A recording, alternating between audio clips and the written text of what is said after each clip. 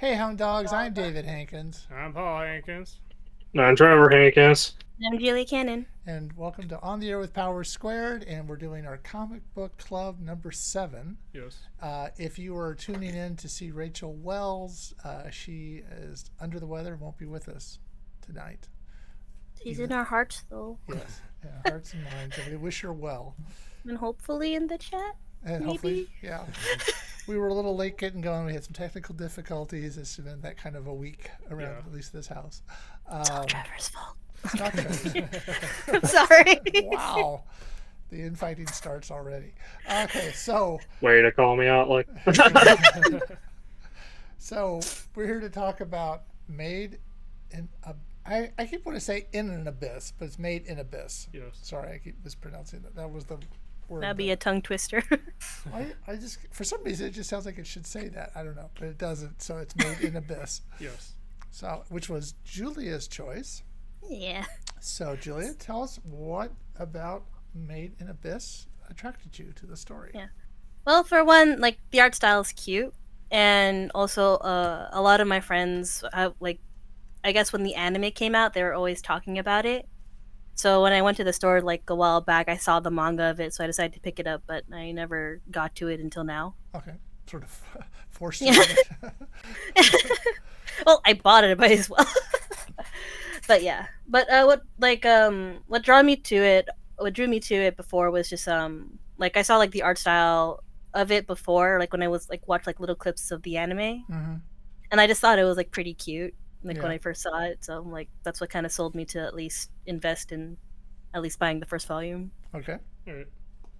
So you want to tell us what the story? You want to tell the viewers what the story's about? So, like, in essence, it's about like a world that's been primarily discovered everywhere, but then there's like the small little section of the world called the Abyss that's like still kind of like uncharted territory. And just through reading it, you learn like these children are basically like little, like I guess to explain it, like they're little excavators. I can never remember terminology for the life of me, so y'all are just gonna have to bear with me. I'm sorry. I can never. Yeah, like they're like yeah. So they're Cave basically Raiders. yeah, they're cave raiders. Like you. They're basically like sent down towards there like to find like little artifacts and stuff to bring back up for profit and stuff, for profit power. Spelunkers? Is that another word for it? Listen, words are hard. Okay, I'm sorry, I was interrupting.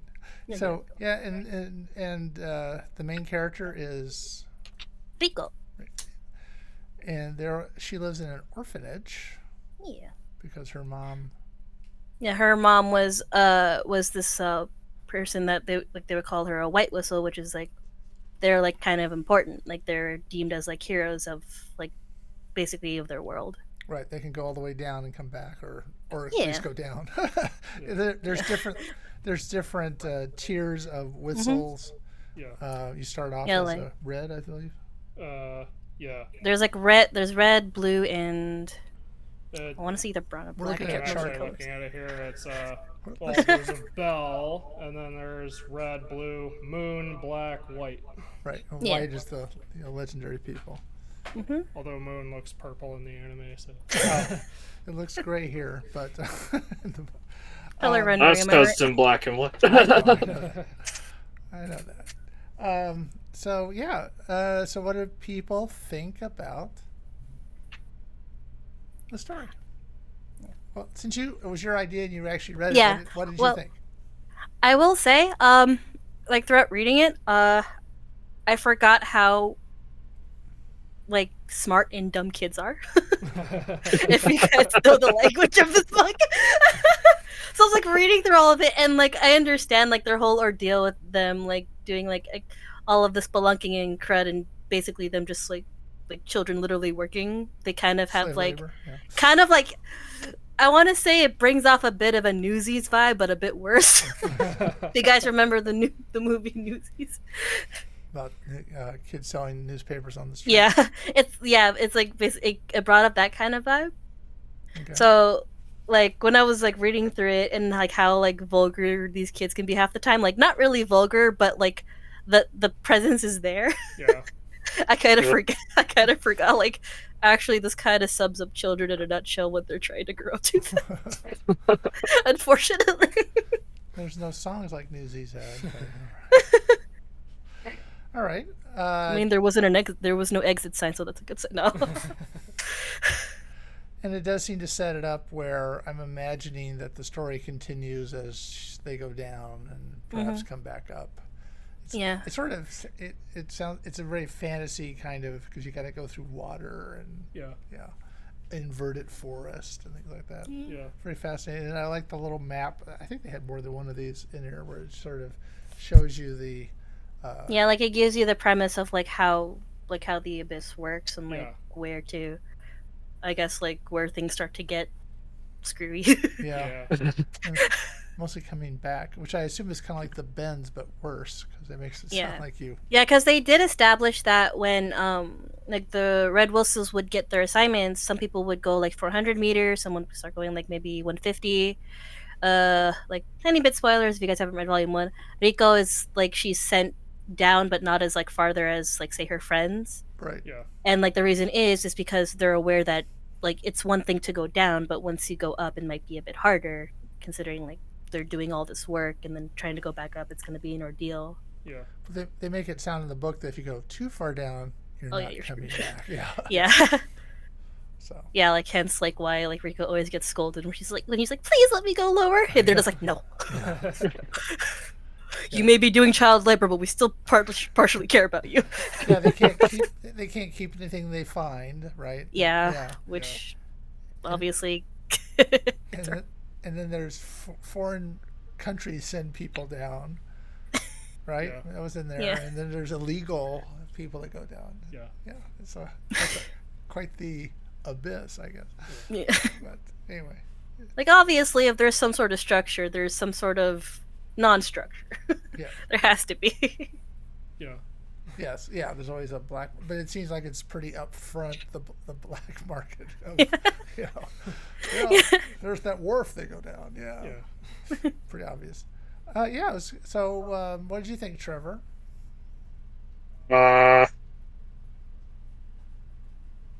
Since I had been watching the anime, I thought it was interesting seeing what the manga was like. Mm-hmm. The early parts of the anime, the early part of the anime is kind of more or less one to one with the manga. Yeah. So, Reading the first volume was also a good refresher of like the fundamentals. right. Yes. What attracted you to the anime? It was on Toonami and it was popular. That's a valid reason. That is 100% a valid reason. Everybody else was doing it. So. Well, it all started when I was on Toonami. Okay. So, am I correct that the story continues as they go down? And Yeah. Yes. And I assume, she's looking. It's a heartwarming story because she's looking for her mom, who's been gone for 10 years, right? Yeah, and then like obviously spoilers of volume 1. If you guys haven't read it, do it. Like obviously they find her like the mother's whistle, so she's just like, I'm like she doing a curious in essence. And there's an envelope and all Yeah. sorts of stuff. Yeah, it's you kind of wonder like how did this come up, but all right, I'll let it go. I mean, they I guess they talk about how they can get messages from the bottom to the top, but Yeah. With balloons. Yes. probably won't work. That kind of stuff. Yeah. Everything's very like, why are you going down there if it's such a hell? Propaganda. No, I'm sorry. What? I was like joking about like propaganda. Oh wait, that's probably going too far. All right. So I thought it was interesting. I had a little. I'm doing my reading mostly late at night, so sometimes the lettering was kind of funky for me. It was like these really thin balloons, and the words were broken up like repeatedly sometimes. Yeah. That was a little weird, which I understand is probably because it's how it was originally. Those balloons probably from the original Japanese. You think they could redo the balloons, but maybe not. But it kind of was a little hard for me sometimes. Like at it really closely. See the word. Oh no, you weren't alone there. Like not the whole night reading thing, but I think it's just I think it's more of a me problem. What like the one thing I do like about like the art style of the book, aside from it being adorable, is like when you look through the book, you can see that it's like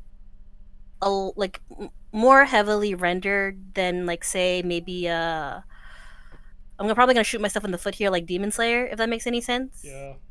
Like Yeah. with like Demon Slayer, like their shading and stuff is pretty clean from ink to paper, if that makes any sense.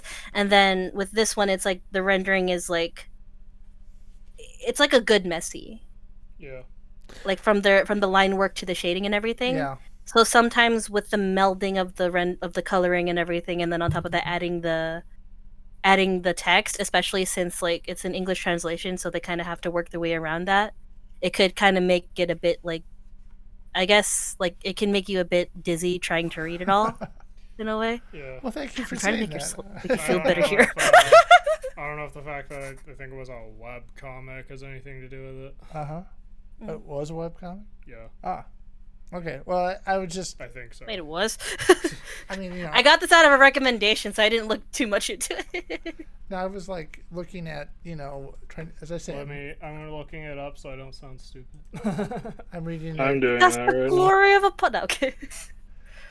Anyway, I was reading it like 11:15 at night, going, "What is Yeah, this?" serialized in Take Shobo's webcomic Gamma. Ah, okay. It's a seinen. Yeah, it's a seinen series that explains certain things as well.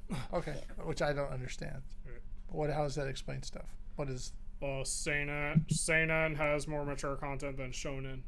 Okay. Oh, because shonen's for kids. Yeah, right? shonen is for kids and teens, and seinen is for adults. Okay. Or specifically, seinen in Japanese would mean it's for adult males. Okay. That's the target demographic that doesn't stop other people from reading. Right, so this is aimed at adult males. Yeah. Okay. It's like Well, shit. here there will be older teen. Okay. I wouldn't have gotten adult out of it, but okay. Older But teen. that's where the rest of the series comes in. Okay. I since I don't know anything about. Yeah, it is one of those series where, like, when you at first glance you think it's like, oh, it's like pretty, not wholesome, but at least, I guess, not what you read for it. Yeah. So that's why I can explain it. So since Trevor and I have seen the anime or what's so far, I will say the sixth layer is what season 2 is. Okay. Yeah, I would imagine that there's probably a whole lot of stories that could happen in every layer to Yeah. actually go down.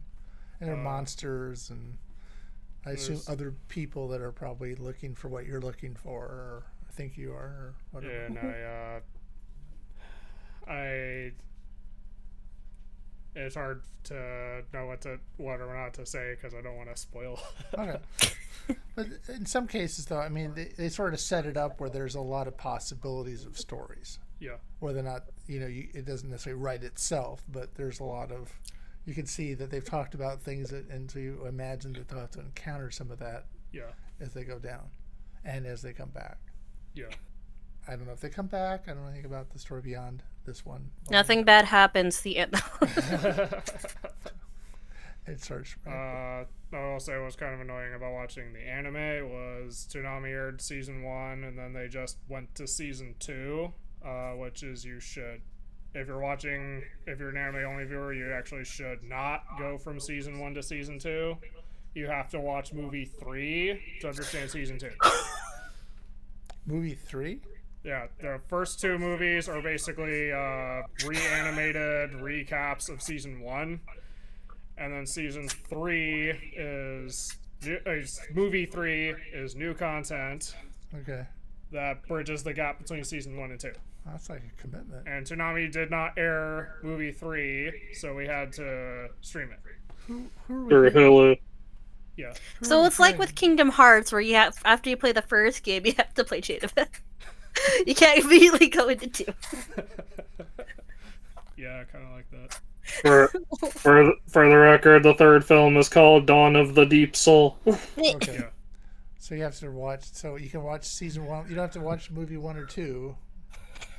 Just season 1 and the movie 3. And then If you've seen season 1, you don't have to watch the first 2 movies. But you could skip season 1 by watching the first 2 movies. Theoretically. Okay. Well, it's kind of like I'm just in case somebody's listening. yeah, Whoever it's might kind be of like listening. Madoka, where you can either watch the 12 episodes or watch movies 1 and 2. Right. Okay.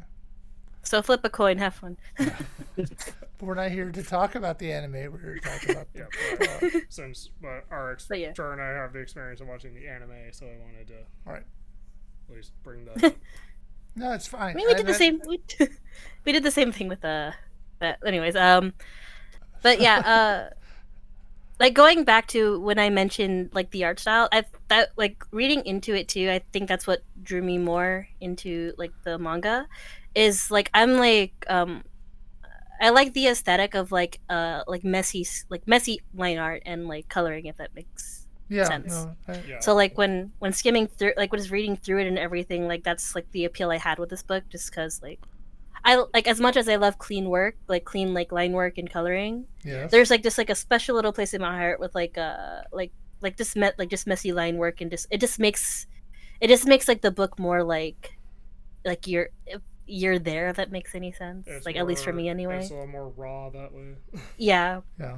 And like somehow it's like that feeling. I think I mentioned this with Rachel before in another episode, where like sometimes when you look at that sketchy work and it just kind of looks like a Picasso before you before you draw over it to make it clean. Right.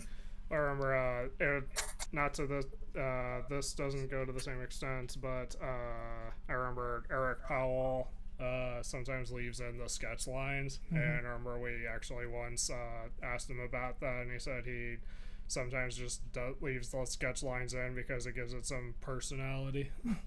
Okay. Well, this is chock full of personality then. I'm glad you like the art style. Some of it was sometimes a little hard for me to go, which character is talking? But Yeah. Like I will say, like the bubbles sometimes, like it's either you got confused, or there were some instances where some bubbles said the same words, like over like two characters were saying the same word, but they didn't just like implement that this one line is being said by two people.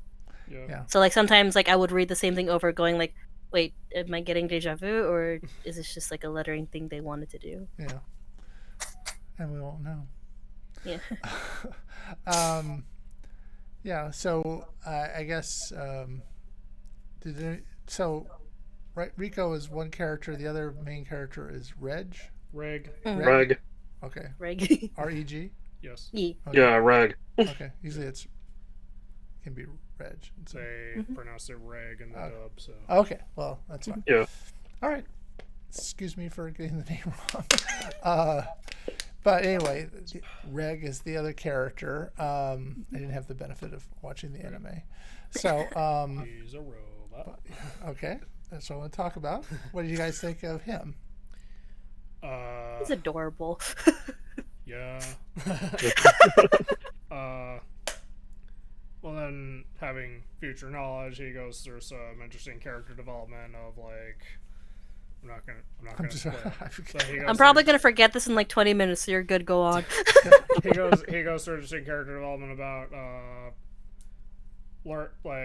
regaining his memories and learning more about what his body is capable of. So in a way, you're also it's kind of like the audience. That's how the audience kind of learns along with him. Yeah, he sort of shows up. Yeah. Because he's managed to come back up somehow, right? Yeah. But he doesn't remember anything at all. Yeah. And he does have extendable arms, 40 feet, 40 meters. I'm not really sure what the measurement was. I think it'll be meters. Yeah. Well, they wouldn't have feet. So 40-meter, his arms can extend, and he there are no freedom units in this world. I'm sorry. But is he part boy and robot, or is he just totally robot?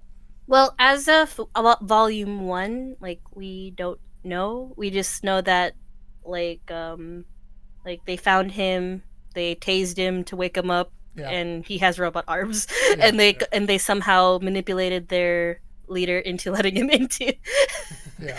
into the orphanage. Well, I'm sure the leader is just looking for more kids to Yeah. exploit. So what's it to him?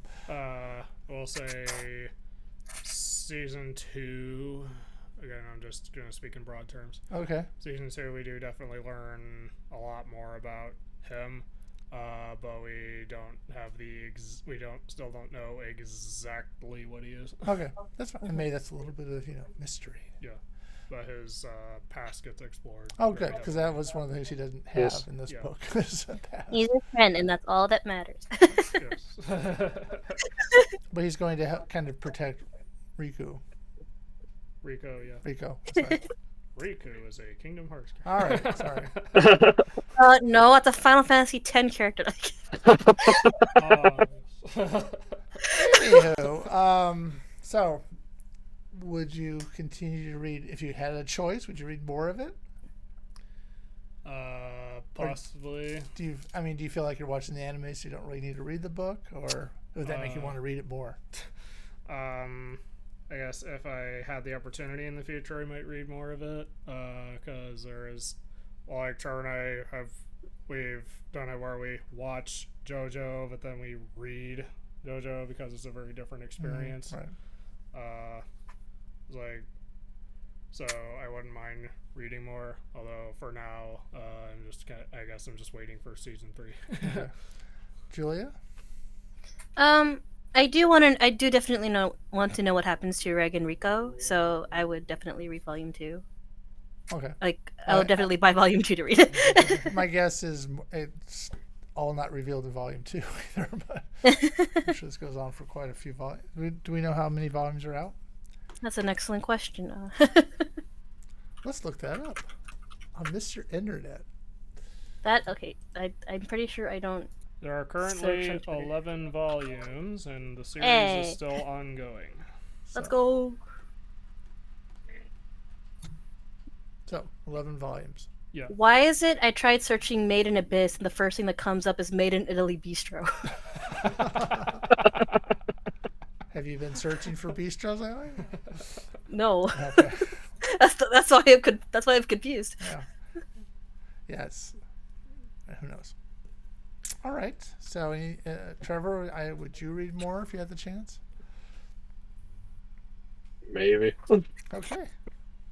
Valid answer. Big sale. All right. So, any last comments we want to make about Made in Abyss? What would Rachel Kids say the darndest things. I don't know. What would Rachel say if she were here? Kids say the darndest things. Probably.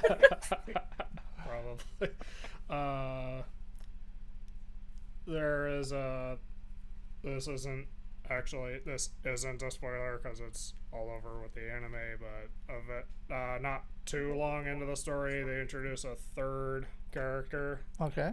that joins. The Yeah, quest. yeah. Nanachi, and we learn a lot about them. Okay. Nanachi appears in in the manga. Nanachi appears in the third volume. In the anime, it's sort of like the back half of season 1, Yeah. Okay. So, if I recall correctly. yeah, but her being part of the group is important. Okay. So it's okay. So it's a girl that they're Yeah. into. Okay. Fine. I wouldn't know from the name. Sorry. All right. Okay. So, any final thoughts? I got nothing. So, Can't say the darndest thing. okay. We can all say that. No. then, yeah. So, for the next book club, I'm picking the book, which I haven't done yet. So this is number 8. I get to pick one. So, and here's the book. No, Messages of what? Messages in a Bottle. And actually, no, Ooh. it's not the whole book. It's actually one. And It's Messages in a Bottle is an anthology of B. Kriegstein's work. yes. Hmm. And Bernard Crispin. Yeah, I think that's his name. There's one thing in particular that we'll be reading, and it's actually available online for free, so you don't have to. This is a $35 book. So you don't have to buy the book. Yeah, so I'm saving you that, but it's called it's called Master Race, and supposedly it's a very influential comic.